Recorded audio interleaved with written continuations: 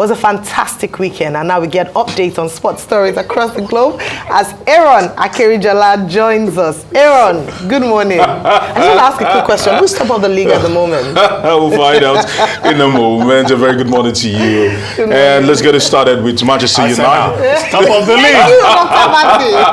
Let's get it started with the blockbuster fixture for the weekend, which saw Manchester United hold Liverpool 2-2 draw yesterday at Old Trafford, and Liverpool were expected to just run riot and run rings around Manchester United. But as it actually stood, Manchester United at some point in the game actually held the lead, and both managers seem to have been content with the outcome of the game. Bruno Fernandes playing a huge role. Mohamed Salah once again making a name for himself, but he will be ruining some of the big missed chances he actually had. But one thing he takes away from that particular game is the fact that when you look at it, he has the most goals against Manchester United, which is 11, which is ahead of the likes of Alan Shearer, great, Sergio Kun Aguero, and the likes. But one thing is certain, you look at the table, Aya, you just mentioned it there. Yeah. Arsenal are top of the table, just on goal difference.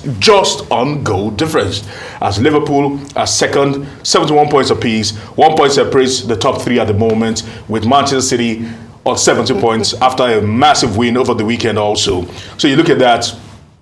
And something was separating champions. Okay, let's see what happens. Arsenal plays Aston Villa next in the Premier League. Liverpool play Crystal Palace, and let's see what actually becomes of all those fixtures. But that's not the big talking point. The big talking point is always hinged around the UEFA Champions League. Yeah. Liverpool are in the Europa League. Arsenal will take on Bayern Munich, and Manchester City will take on Real Madrid.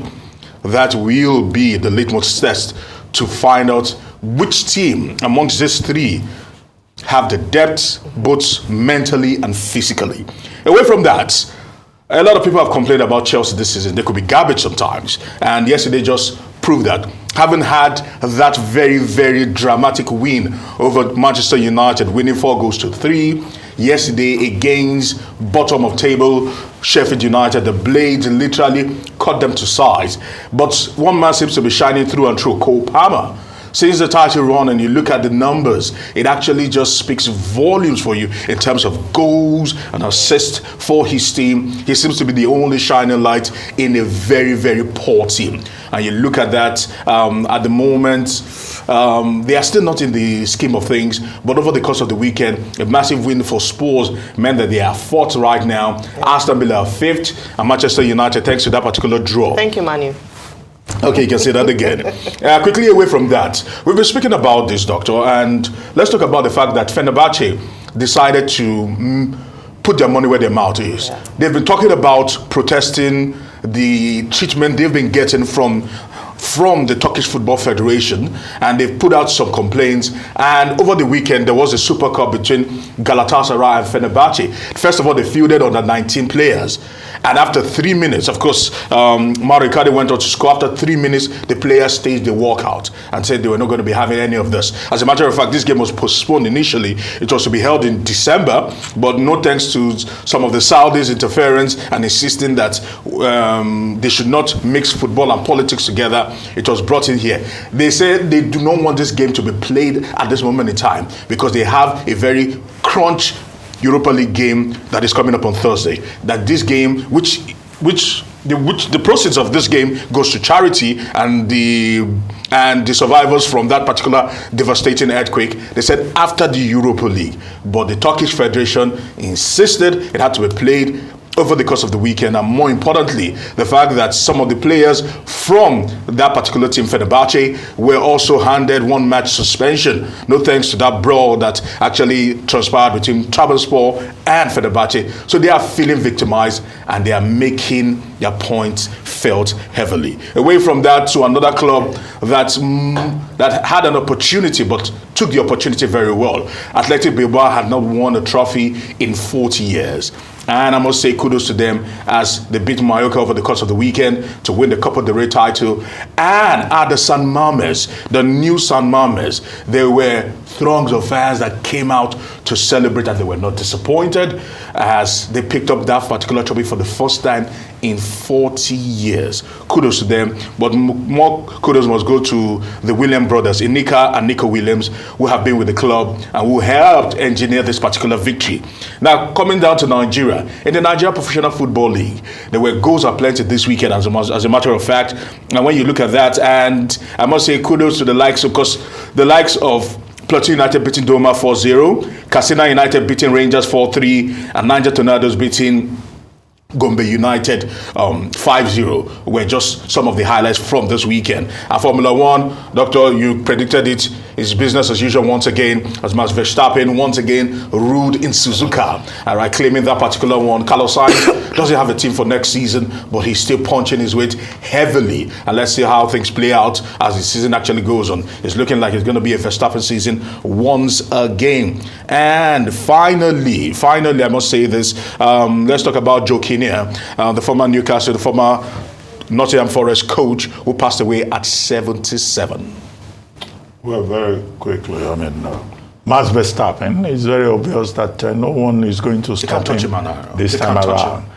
He had problems with his brakes at the Australian Grand Prix. Yeah. But this time around, his performance was spectacular. The car was also spectacular. So which shows that, look, having led phenomenally in the last season, it may be very difficult to catch up with him. As for the Premier League, well, the twists and turns, we may not have seen an end to it. And the fear is that maybe Tottenham Hotspur, maybe the deciding team, may decide who the champions will be at the end. Tottenham, the Spurs, when you don't expect, they can cause a major upset. Yeah, so Arsenal is there, Liverpool is there, Man City is there. They keep going back and forth on goal difference, 1 point difference. I don't think, even at this point, with 7 games remaining, anybody can say very clearly that this is who's going to win. But I was going to ask you about the Nigerian National League. There was a match in Jigawa in Dutse, where one number 9 of Jigawa FC decided to do volleyball, took the ball into the net, and the referees overlooked it. Now the referees have been suspended, we're told. The player has been fined 1 million and suspended for a whole year. So, because oftentimes I get commentaries from people, they say, why are you always focusing on Premier League? You are focusing on Champions League.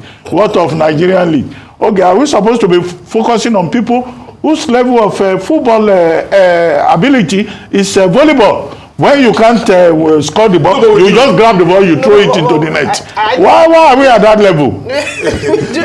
Let me just congratulate the Super Falcons for beating the Bayana. But we talked about it on Friday. They actually touched I know you must have touched yesterday. it over the weekend, but I just want to say congratulations to them. We have a second leg to play, right? Yes, tomorrow. In South Africa. So looking forward to them settling that and the Super Falcons on their way to the tournament. So, but congratulations to them. Well done. After missing the Olympics for 16 years, let's hope that the Super Falcons will be able to have a better margin tomorrow. And it's going to be tough. They need to go out there. They touched down in Pretoria yesterday, and they are all set for that particular encounter. But it will be tough. They didn't get a lot of support in Abuja. Okay. We were hoping that this time around, support to be more. Without support, that they should be volleyball Nigerian League footballers. See, it's unfortunate. Pay more attention to them. It's unfortunate what happens. The Premier League, we always talk about the Nigerian Premier Football League as much as we can every single week. But the lower rungs, the NNL, the NLO, leaves a lot to be desired. And we are hoping that they rise to the occasion, because the strength of the Premier League is determined by the strength of the NNL and the NLO. The sooner they know this, the better for them. Okay. Anybody who is going to play football and do volleyball should not even be allowed to play football. Absurdities happen every time. Trust me, absurdities happen in Nigerian football every single time. Okay, thank you very much. Always a pleasure.